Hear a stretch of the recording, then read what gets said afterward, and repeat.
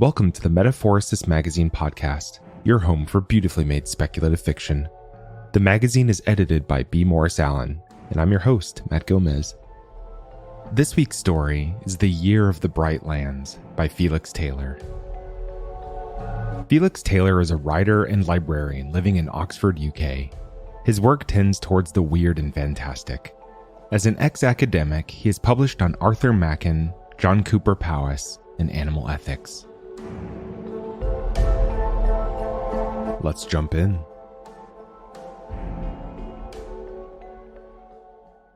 The year of the anabatic wind was coming to an end. Everything had happened as it should have done. Every prophecy made by the Personage, the great ancestor of the pit, had come to pass. All except for the wind itself. There had been no sign of it, no rush of warm air over the fields, no whisper of it blowing in the flatlands away to the north. I could not help but think that it was all my fault. I had always considered my dreams too dull to give to the diviner for interpretation. They were the kind that everyone had, and their meanings were plain. The building of a house, that meant that I yearned for a proper home and a good husband. Walking along the road, that meant that I was on the path that had been set out for me by the personage during the nights of first becoming. Dull, all of them. Except for the dream I'd had in the final month of the year of unsowing, 2 years ago. In that dream, I flung myself bodily into the abyss, and my heart squeezed against my throat, beating waves of white heat into my arms as I dropped. Cold wind cut my face. When the archivists had read aloud from the prophecies of the next year's beginning, I almost choked. "She will be in black dress," they had said, "an imitation of the soul which is absent of light. Before winter's end she will hurl herself into the pit and come to the light of the stars and be reborn in the ancestor's image. So commences the year of resplendent sacrifice, foretold by the Personage, the giver of night." We all looked around at each other, gathered before the doors of the archive, wondering which of us would be the chosen girl. I had been scared. The flames from the lamps twisted the other girls' faces, hollowed out their eyes, brightened their teeth. "It's me," I said to myself, "because I have seen it." We looked at each other, and I knew that every pair of eyes had landed on me, whipping away before I'd noticed. Perhaps they'd all seen me fall in their own dreams. Perhaps my fear showed like a pimple on my nose, or a rash which crept across my forehead. "For only in light," the assistant archivist had continued, her arms glittering from circlets of black gemstones, "can a soul be unmade, and there return to its maker in darkness." The year of resplendent sacrifice had approached its end, and no one had jumped. During 8th month, Demira Center, a girl who lived next to us in a house with 3 floors, approached the abyss and stared down into its darkness. We crept along behind her, darting from rock to furrow, wondering if Demira would be the one to do it. But she plodded back to the village without a word and shut herself in her room. And then, on the final day, a woman who lived alone named Clara Reed put on a black bathing robe and, shrieking to herself, leapt into the night to join the personage. She had been of middling age, only some years younger than Mother, not a girl by any standard. But the archivist declared the prophecy to have been fulfilled, and we let the year of resplendent sacrifice fall from our memories. The following year, the corn grew 7 inches in the first quarter. 3 juniper birds were seen at the appearance of the bright scar, and a father of 2 boys was lost while out gathering white mushrooms in the flats. All just as it should have occurred. And again, but where's the wind?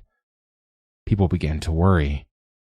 My mother asked it at the start of each morning, and by evening's close she had fretted herself to the point of sickness. The anticipation across the rest of our community was so unbearable that by the end of the year, every gust of warm air from the abyss was proclaimed to be the beginnings of the anabatic wind, and we gathered at the field's edge to await. What? Something. Anything would have been better than that stillness. For a moment, the sweet grasses around our ankles might shiver and shake, and the archivists would stand eager to record the great event, only for their pens to fall to their sides, their parchment to hang limp in their disappointed grips. 1,000 years, I heard the assistant archivist Elin murmur to a colleague. We were walking back to the village after one of these false alarms. 1,000 years, and before tonight only a single prophecy has not unfolded. What was supposed to happen? I asked, moving to walk beside Janny and the other archivists. Pendants of black slate swung from their wrists, their badges of office. Janny narrowed her eyes and squinted ahead as if she had not heard my question. A ball of flame, she said. It was meant to appear as the bright scar opened. So it was foretold. A candle flame? I ventured, though I knew what she would say. Greater than that. Janny's eyes flickered over to me and away. A sun, the underpersonage called it. I had heard of suns before, but only in tales passed around by the boys who worked at the outer edges of the village. There were places, they said, where days were counted by the movements of great circles of light, and that the light of one of them was brighter even than the wood fire in the village hall. The people there had no knowledge of the ancestor and no notion of who they were in the world. They had their sun, and that was all they ever thought they needed. I never liked to imagine those places. But it didn't appear? I asked Lynn. The year of the life star, it was called. Our 801st year. No event like it was recorded by the archivists. No ball of flame. Nothing. But what about last year? Said a shadow to Janny's right. Her colleague, dressed in the same robes the color of dusk. If we are to count it, the girl did not jump, but a woman in her place. It is not well to speak too long about these things, said Janny. I saw Mother watching me from a group of older women, her brow folded in disapproval. I nodded and drifted away from Lynn. It is not well. The personage was the voice of truth in the darkness. It was never wrong, could never be wrong. Infallible, the high priest always said. Undeniable, unreadable. 1,500 years ago, the abyss had spoken, and the first men and women of our village had recorded the words. A map, the priest said, of our entire existence, stretching out into the night, the undying darkness when starlight did not shine. It was why we worshipped at night and set great store by the dream world. We stayed within the boundaries of the flatlands, just as the personage instructed, because beyond the flatlands lay the ends of life. In the beginning there was the void, the high priest said at the start of each mass, and the void did take form. It became a nest of snakes, and the snakes tried selfishly to fashion a world of light for themselves, but darkness swept up from the deeps and scattered them. Then came the abyss. The personage was everywhere, but especially in the abyss. The light from the stars had all but faded by the time we reached our homes. The day was at an end. Mother rushed straight to her seat by the window where she kept her collection of black quartz stones. They had been gathered from the very wall of the abyss and were strictly contraband, but Mother had traded 6 days of new sour milk for them, and they had been a solace to her, a reassurance that she was at one with the abyss and the personage. I went to my bedroom and eventually to sleep, and the year of the anabatic wind passed unfulfilled. The next morning, I woke with the first stars. I washed in cold water drawn up from the well and ate white bread with Mother in the kitchen. She was always up before me. She only slept for a few hours, she said. It was all she could manage these days. She couldn't listen to the sounds of the rafters in her bedroom creaking because it put daggers in her head. I watched her from across the table and knew that she had been worrying about the anabatic wind. The year is over, Mama, I said.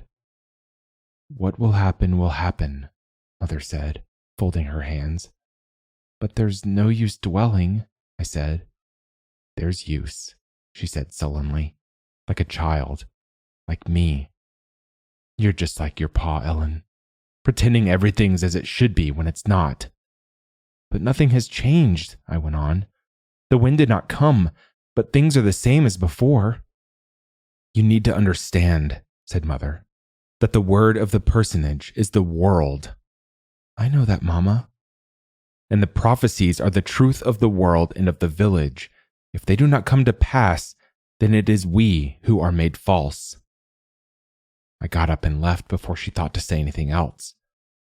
We who are made false. Mother's words crawled into my ear like a beetle. They stayed as I rinsed the breakfast dishes and made ready for school. I was false then. The dream had been a preparation for the year to come. A revelation, I knew it was called. And I had been too afraid. The schoolhouse was across the square. I could see its lanterns glowing from our kitchen window. Beyond the schoolhouse lay the edges of the village and a place called the Den, where our wine was made. Boys and girls whose parents did not want them going to school were sent there to work. They were not usually seen this close to the square, but that morning, as I stepped out into the still air, I saw one of the boys sitting in the shadow of the fountain. Dirt plastered his face, and his hair was tousled at odd angles, as if he'd been in a scrap. He might have only been 2 or 3 years younger than me. He stank, too, I thought, as I walked by the lights of the fountain. I wouldn't have talked to him if he hadn't been crying. His lips quivered, and tears glittered and fell from his face. "You can't be lost, can you?" I asked, standing beside him. His head shook, and I heard a sniff. "Not," he said. "Then what's the matter?" I said. The boy looked up at me, and I saw confusion in his gaze. "They boys from they den," he said. "They stole my waxy doll and threw it into yon pit. Now it's there at they bottom." "That's not kind of them," I said, frowning in sympathy. He spoke strangely, this boy. I'd never heard anything like it. "But there isn't a bottom of the pit, you know." I knew it was blasphemy for him to say it. The abyss had no bounds, no limits that any person could comprehend. That's what the high priest had taught us. There could be no bottom. "So is two," the boy said, looking away now. "I'n been there and thrown a girt rock. Crack, it went in the water." "But there's no way down," I said. "That's what the adults say. And anyone who tries to find a way is breaking the will of the personage. You couldn't have been down there because there's nowhere to go." "Personage," the boy mouthed. "I know about those boys, though," I said, deciding to show sympathy. "From the den, my friends are always saying what mean things they do there." "Will you go with me?" the boy said, standing up. A single tear shot down his cheek, just like the bright scar. "With you?" I asked. "To the abyss?" "Yes, missus," he said eagerly. "To the bottom." "Can't your dad help you find your doll?" I asked. "No'm." He blinked and looked away. "I ain't seen my daddin for long." "Where does he work?" I asked. "With they horsies." I didn't know what that was. "Can you come?" he asked. "I can't," I said, deciding not to argue with him any longer. "I'm sorry. If they did throw your wax doll down, there's no way to get it back." The boy was still there when I came out from our morning lesson an hour later. He was there again after I'd seen in the milking. He had draped himself over the rim of the fountain, cradling his forehead with his wrists. He was a naive little boy, I thought, and his father should know better than to fill his head with lies about the abyss. There was no bottom. There was no other side either, nothing but the presence of the personage, which, I knew, was also nothing. The great ancestor was nothing, and it was everything. The yearly offerings of syrup and wine that we poured into the pit were still falling because there was no end. Maybe one year's wine had caught up to the previous year's, but none of it would stop until all prophecies had been fulfilled and the wine was absorbed into the personage, and the personage knew how faithful the village had been and how to weave the unending darkness into our souls and lead us out beyond the stars. Clara Reed would have been plummeting now for just over a year, sticky from the syrup. It was why I had been so afraid to jump. I had stayed awake into the night, imagining the sensation of falling blindly down until I lost consciousness or died and became part of the ancestor. What would dying feel like if you couldn't see yourself, if you could only taste the air? Perhaps I wouldn't know that I had died and would simply slip into death, just as we slip between dreams. It still scared me. I was ashamed that a woman had jumped in my place. The act had not been performed correctly, and I had been made false. If only I'd done what my dream had shown me, Then the anabatic wind would have come by now, smoothing down the crops, rushing through the village like the breath from the very throat of the ancestor itself. But I had stopped it from happening, and I had broken the system of things. Like the snakes who had desired light, I had been selfish and had thought only of myself. I stood watching the boy, cleaning my hands with a cotton towel. The air was crisp, and I could smell what each house on our side of the square had been cooking. Fish, swordtail, eel, red mullet. It was the first day of the new year and a time to celebrate. But the boy looked forlorn in his posture against the fountain. He reminded me of the pictures of the heroes from the old legends Mother kept in her bedside table. Aeolus, whose lover was transformed by the ancestor into a sprig of lavender. Or Draxix, the traveler, who journeyed to the furthest constellations, and in dying shaped the first light of the bright scar. The wax doll must mean a great deal to the boy. But why would he hang around the village square, making up stories about the abyss? Perhaps something else was wrong, something he wasn't saying. If I were to go along with him, then I might be able to help. I threw the towel onto the porch chair and marched down the steps. I had time. I was free now until 2 o'clock when we had class again, but Saw Jin never took attendance. She'd never even learnt our names. She was too old. After that was Mass, but I could not miss that. The archivist and the diviner were to recite the prophecy and give the year its name. "What are you called?" I asked when I had reached the fountain. "Sammy," he said. "My name's Elin," I said. Sammy said nothing, just looked at me. "Do you know exactly where they threw it?" I asked. "Down in they pit," the boy said. "It'm be by they wailing tree. They way down they stairs." "Is that far from the village?" I asked. I'd never heard of a wailing tree. "Out passing they din," he said. "Off they track to they grain store." "Not far from the flats," I said. He shrugged. "Let's see if we can't get your doll back," I said. "Truthfully?" Sammy jumped to his feet, eyes widening. "Now we'll get it for shorn. I ain't frightened to go by myself. It's too dark in this place." "It's not dark in the day when the stars are out," I said. "It is awful dark," he said. "Well, we can't be gone for too long," I said, beginning to walk towards the north street which led out of the square. Sammy caught up with me and we took the path which led to the outskirts of the village to the east. Other girls passed us whom I knew from class, and I tried desperately not to catch their eyes in case they told about me to Saw Jin. They would talk among themselves, too, and make up silly things. I fingered a piece of candle in the pouch of my apron. We came to the den, a series of low wooden sheds where the sour vapors of fermenting red berries caused my eyes and mouth to water. Outside, a row of barrels waited to be rolled into market. Some of them would go to the chapel and be consecrated in ritual. Then, off to the pit, just like us. Though the stars were out and pulsating in their usual rhythms, the land beyond the den was dark. There were no street lamps this far out, just the faint seam of the bright scar. It appeared for a few hours during the middle of every day. It was a silver line across the sky which glimmered like an opal. Some said it was the mouth of the universe, and therefore unholy because it represented the inverse of the ancestor's emptiness. But I knew it was as the high priest said. Without the stars, we would not know the grace of the ancestor. We would not comprehend the darkness. "Almost to it," said Sammy. We had walked for half a mile or so, bending gradually west toward the pit. The boy kept close to my side, and I was glad that he felt safe with me. I was glad also that he had some idea of where we were going, because I did not know this end of the village well. I was most familiar with the land to the east, where the banks of the Axis widened and the bracken grew thickest. "One day, I be gone up to where they's more than they stars," Sammy whispered as he stepped off the remnants of the dirt track. He hooked his fingers into my palm. "Daddin says." "More than stars," I said. "What do you mean?" "Out of the sky." "There is only the village," I insisted. "The village and the abyss and the personage." "That's what your big uns say. They priesties." "Well, it's the truth," I said. "It's the way of life in the world."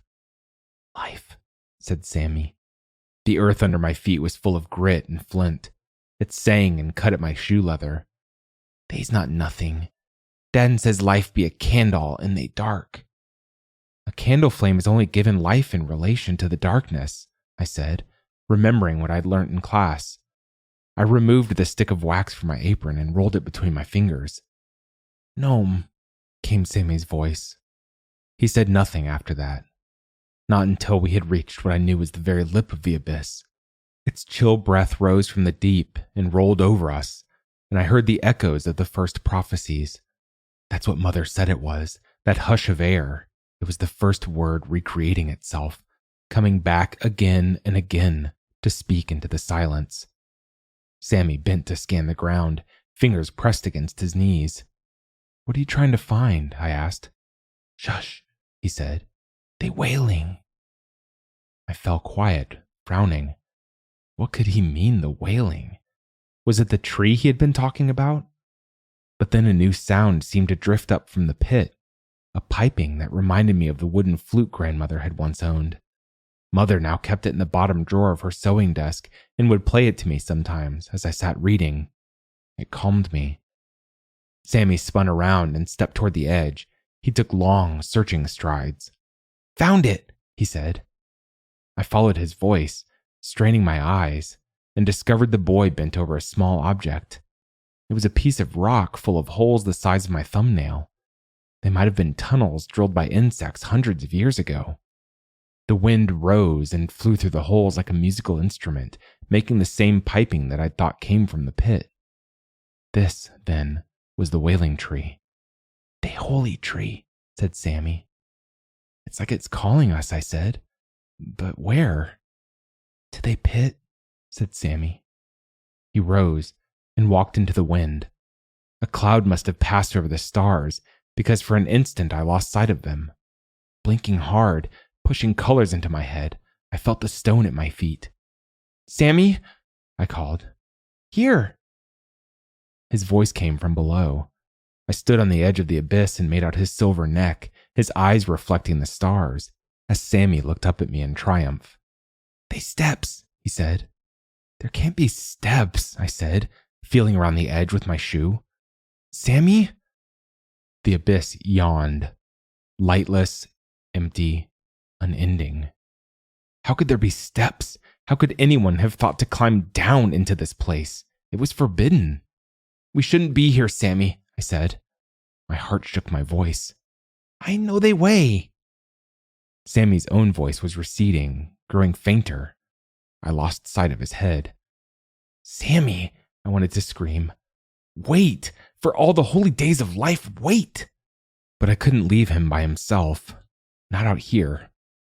Kneeling, I managed to descend to the ledge and follow Sammy down a shallow path which hugged the wall.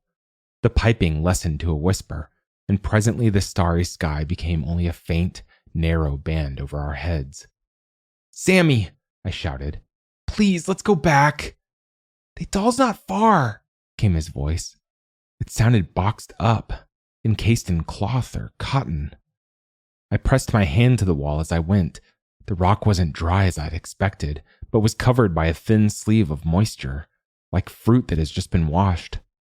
I concentrated on moving, on putting one foot in front of the other, for although the darkness wasn't an obstacle, the thought of the empty space caused my heart to patter even faster.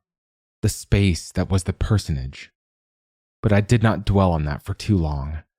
If I caught up with Sammy, we could climb back to the surface. I would even make him a new doll if he liked. I kept going for what must have been half an hour. My feet were beginning to ache, and the air was growing colder, burning my throat so that I breathed only through my nose and as gently as possible. I scolded myself for not thinking to bring a cloak or a coat. I paused for rest, leaning against the wall of the pit, and once my breathing had calmed, I realized that Sammy was further ahead than I'd first thought. The quiet was so complete that it squeezed against my inner ears. I screwed up my face and felt the sting of the cold on my eyes. This was true darkness. Darker even than the well in our yard. Darker than night in my bedroom when I burrowed into the blankets. I had lost the stars. Sammy, I said. The word hissed like water on a hot grate. I said it again a little louder. There was no echo this far down. The air felt so thin and so cold that it could no longer carry my voice. Perhaps the personage did not allow for sound? I tried once more, this time shouting Sammy's name as loud and for as long as I dared. The word felt raw around the edges and trembled on my lips. Colors returned, red velvet and lavender, dancing at the corners, and there, the tail end of an echo which sank away so quickly I almost missed it. "They star." Sammy's voice. It was quiet but clear, and came from somewhere below me. Not so far. I sighed and tucked away my hands under my armpits, listening for it again. "He winking at us." Sammy was barely raising his voice. He couldn't be far. I placed a hand back on the wall, feeling the wet rock that suddenly put me in mind of the minnows from the river Mum sometimes fried on holy days. "Stay where you are," I called. "Don't go any further without me." After another 10 minutes of creeping and stumbling, my foot found further ledge. Shifting blindly forward, waiting for the corner, I began to realize that there might not be another step. This might be the very bottom of the abyss. Every breath shot to my head so that I felt as though I would fall. Did they know up there? Did any of the priests, the archivists, and the recording? Did they know that the abyss had an end? The ground sloped a little. Eventually it evened out and I paused, breathing quietly. "Didn't I say right?" Sammy's voice escaped from the air in front. "Is this really it?" I asked. "This is as far as it goes?"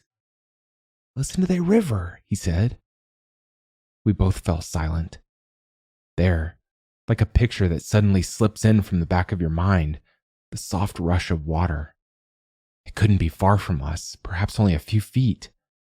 I took another step, holding a hand out in case I walked into Sammy. This kind of darkness was still new to me. Another 4 steps and the trickling was directly in front of me, a skin of ice. My hand broke it open, all the way to the wrist. It was shallow, a ribbon of water moving across the sloping rock, following the wall of the abyss. Where had it come from? The axis curved in from the flats. We drank from it before it carried on into the dark, but it did not approach the abyss as far as I knew. "What should we do?" I asked. "Go back," I almost answered myself. "Go home." "See they flicker and star? They's where my doll is." I had missed it entirely. A pinprick of light, a star, as bright as any in the sky, but here it was on its own and low to the ground, pressed in by the abyss. It looked as though we could approach it, even walk towards it. I stared at the tiny quivering thing, and the air seemed to move. Colors flared at the edges, glowing and pulsing. The blood pounded through my head, and I did not even think to feel the cold. "How do you know it's there?" I asked, the words almost catching in my throat, like a daddy longlegs latching itself to a window pane. "I've been there," said Sammy. "There's a way out of the pit." "A way out? By the star." Looking over my shoulder, I saw the star imprinted onto the darkness, and as my eyes moved back, it followed in broken lines, scoring itself into my vision. "The river is flowing in the same direction," I said.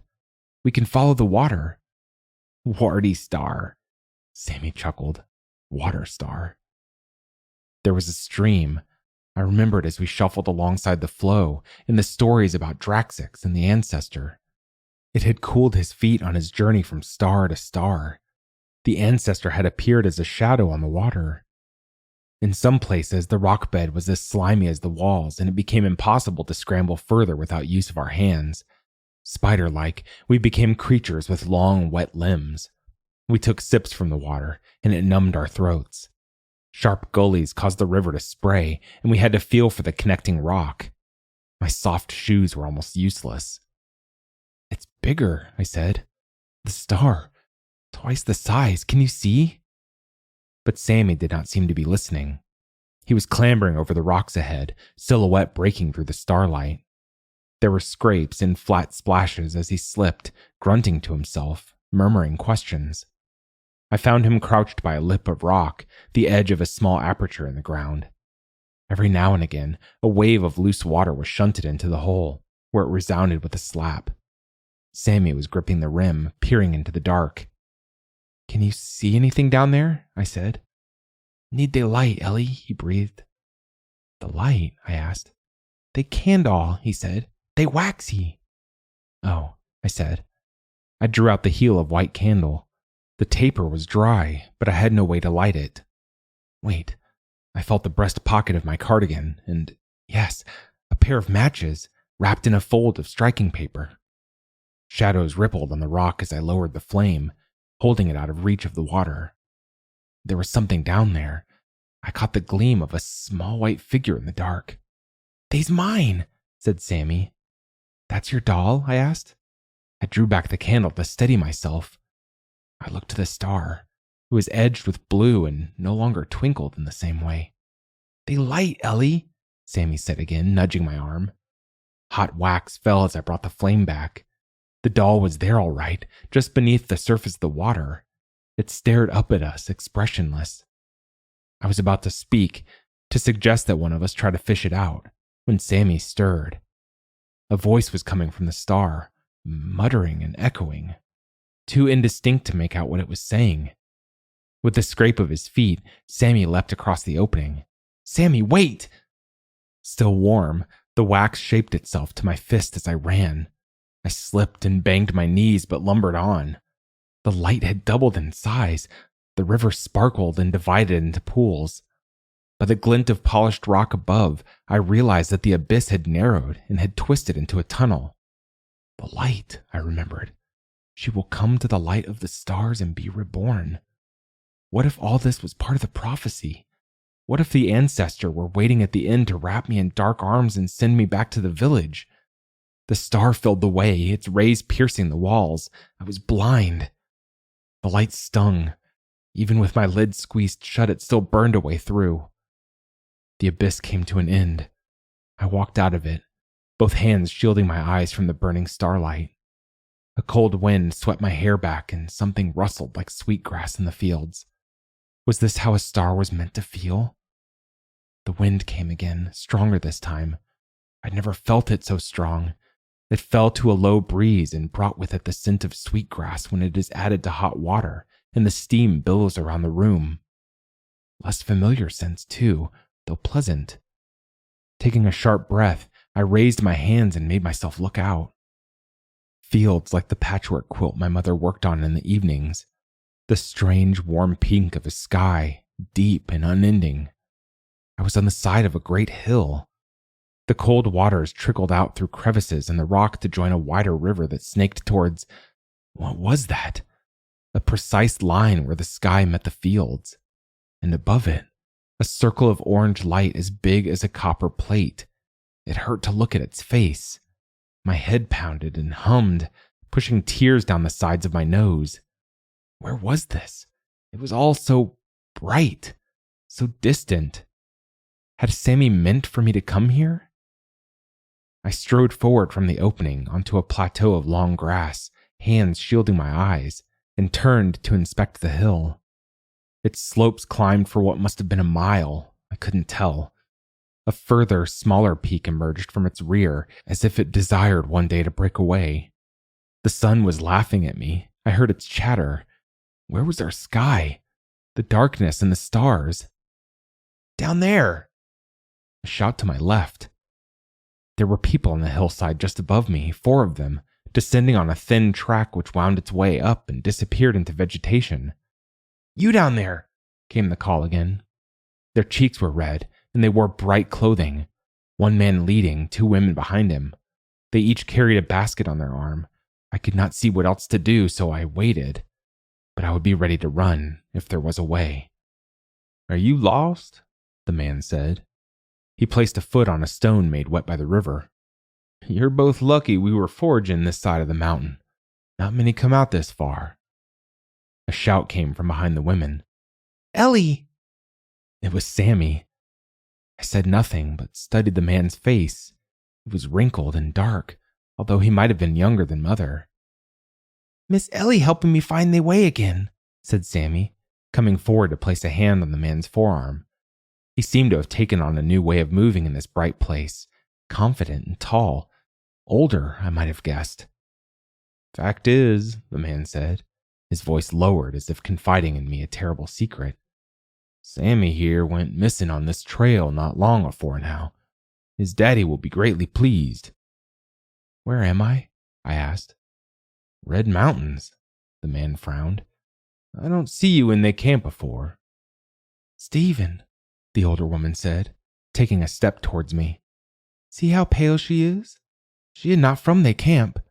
She and one of them from they inside." "From yon pit, Stevie," Sammy nodded. "Now you say it." The man peered closer at me. "You could be right." "See your eyes, too," said the woman. "Bigger'n ours." "Is that a sun?" I asked, looking behind me to the circle of orange light. "Don't insiders know they sun?" he said. "Course not," said the woman. "I hear they see in they holes in they red mountains and call them stars." "Well, if you sayin' so," said the man. He offered his hand. Its palm was creased with dirt, fingers thick and blistered. "Better you be coming with us." I took a step back. "The personage sent you?" "They person?" He grinned. "Be they God," said the older woman. "You don't know they stories? They left to worship they new God, a crazy, willingful God whom bides in they dark. They say they priesties made up they future in a list, and now they follow them year on year." "No God like that here, girlie," said the man, his hand still outstretched. "No stories, neither."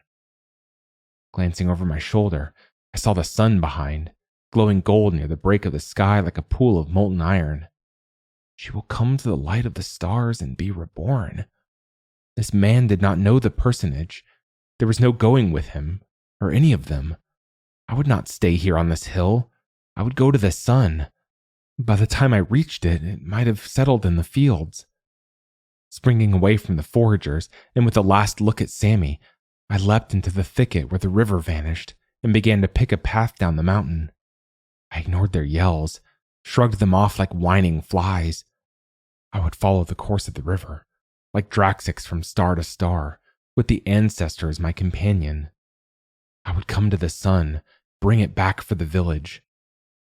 I darted between low-growing trees, listening for water, pausing in the undergrowth to breathe in the new smells. I felt a warm glow on the backs of my hands, my arms, my cheeks. What year would it be now? What would the personage have named it? The year that Elin reached the sun. The year of the Bright Lands. That was The Year of the Bright Lands by Felix Taylor. Thanks for listening. If you enjoyed this episode, we'd love it if you'd leave us a 5-star review on Apple Podcasts, Spotify, or whatever platform you listen to us on. Or, better yet, share the magazine and podcast with a friend. If you'd like to listen to more speculative fiction, visit us online at magazine.metaphorosis.com or on Twitter at MetaphorosisMag.